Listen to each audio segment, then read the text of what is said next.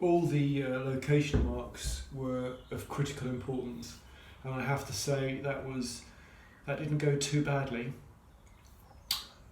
What I have learned out of this, and what I would pass on to other people that are going to attempt to try and do something like this, is that once you've cut your tongues and grooves, or mortise and tenons, whatever you want to refer to them, make sure that you get a very simple, comfortable fit. That you're not fighting to push it in. It's not that kind of really tight interference fit that is perfect if you're just going to do something that's quite small. If you're going to do something that's very big like this, that has a lot of components in it, this has got 1, 2, 3, 4, 5, 6, 7, 8, 9, 10, 11, 12, 13, 14, 15. This has got 15 components in it. So that was definitely worth its weight in gold. The reason that I put the spirit level on the top is because this very long clamp that goes down the spine, on the centre, the vertical, has a tendency, it's got so much power, so much force on it, that it actually caused the door to bow slightly like this and lift up at the ends. And so what I did was I squeezed the living daylights out of the door, then I did up these and these and these, and now I can afford to relax this clamp, and as it settles down I can see that this is, we've got contact in all the places that we need to have it in.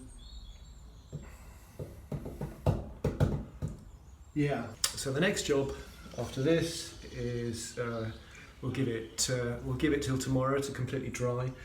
Then we'll take it out of the clamps.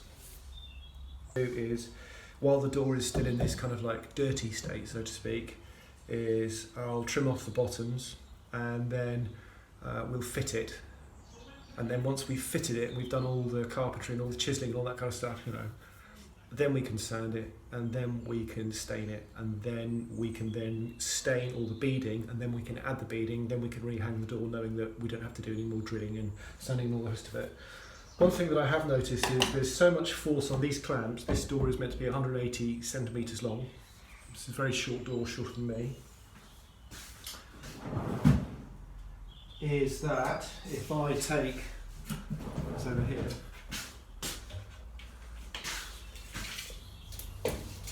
this door is now 4 millimetres shorter, which is, who cares? Nothing. But it just goes to show you, so that's like note to self. If I'm going to make something in the future that's big like this, I'll oversize it by 0.5 mil to accommodate for the fact that I'm going to squeeze the living daylights out of it with the clamps. So with the door out of the clamps, I've just given it a sand where the joints are to get the worst of the glue off. It's by no means finished, and it's certainly not waxed, but I wanted to bring it in and compare it to the old door, just to give you an idea of the reasons why I did it. And you can see they're identical in size, and it'll look good when it's up. So none of this kind of nonsense here. I don't have to tolerate all that kind of stuff there.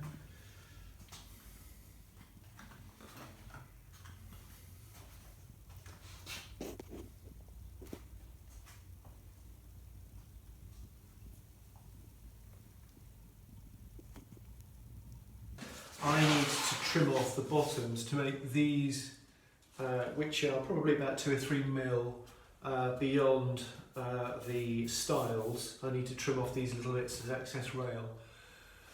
And what you don't want to do when you do that is mess up the bottom of the door. Trying to plane that off, it's possible but dangerous.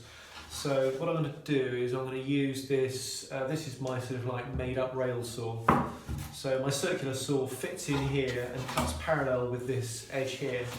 So if I line up that edge with the base of this, it means that when the circular saw is running across here, it'll cut off just these tiny little bits that are left on either side here.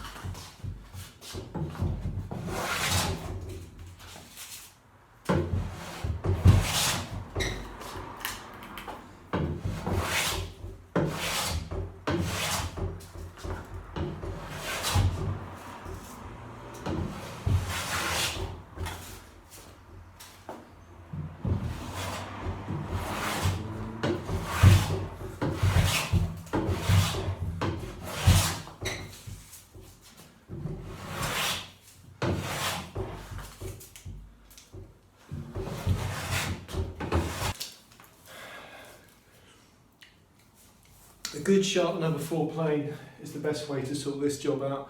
I wouldn't really want to go down the electric route. Much as I adore power planes and I adore power tools, hand planes and hand tools, chisels and hand planes are the way to go. This is going to produce, and has produced, a beautiful finish. So these hinges have been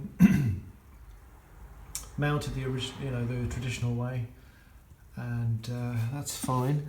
On the door, we can use a bit of technology. So here you can see I've got a homemade jig, 100 by 30, which is the hinge itself, and by placing the door up against the arch with the hinges already in it, I marked against it where the hinges came up to it, and I know that the hinge line is from this point onwards, and I marked a line across here and a line across here, and that's the correct depth.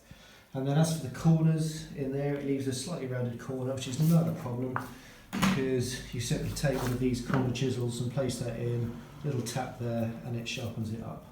So this is doorstop, and I've just put one side down a table saw, but it's a very rough finish. So what I want to do now is clean it up with a hand plane. So I don't have a jointer.